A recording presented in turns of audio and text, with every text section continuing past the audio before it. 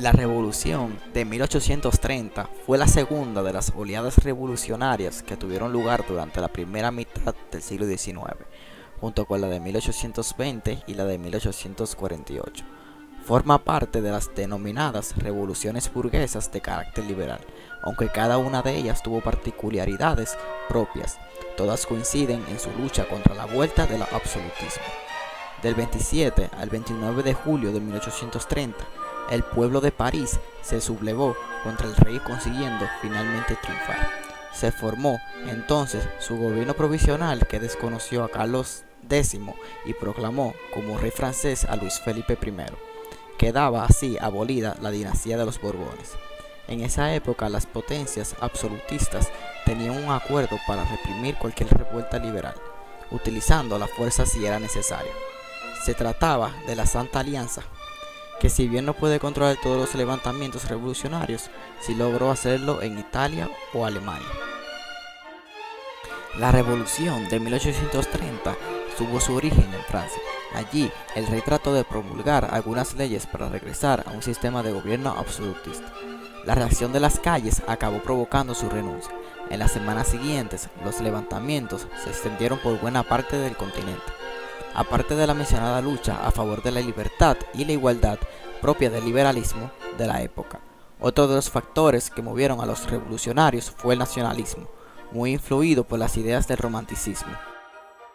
Algunas de las causas de la revolución fueron la derrota de Napoleón, que dio paso a un periodo en que los países con monarquías absolutistas trataron de organizar Europa de acuerdo a sus ideas. La primera oleada revolucionaria se produjo en 1820. Ese año se produjeron levantamientos en España, Grecia y Portugal, todos con la característica común de ir contra las monarquías autoritarias. Los líderes de esta revolución procedían en su mayor parte de la burguesía.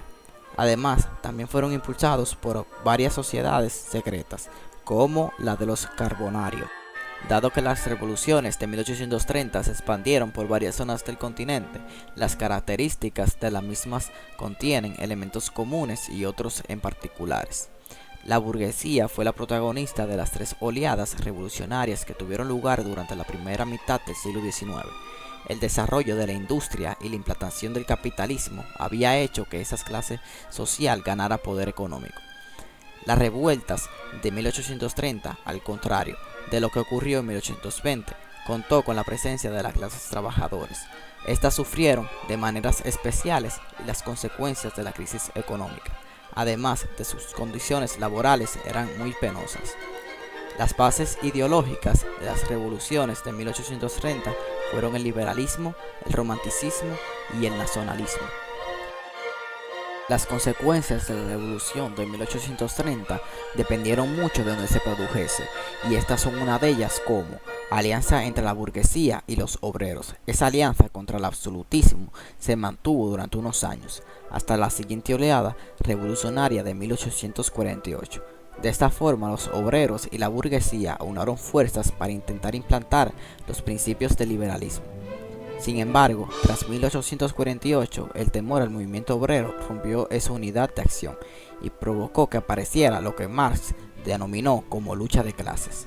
Europa quedará dividida entre aquellos países en los que los liberales habían logrado sus objetivos y los que aún estaban gobernados por el absolutismo.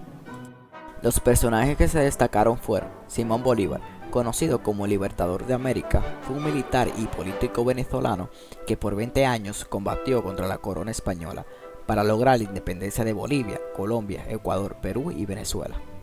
Giuseppe Garibaldi, Australia, fue un militar, revolucionario, patriota y político italiano. Fue uno de los principales líderes artífices de la unificación de Italia. Napoleón Bonaparte fue un comandante militar y líder político francés que saltó a la fama durante la Revolución Francesa y dirigió exitosas campañas durante la Guerra Revolucionaria.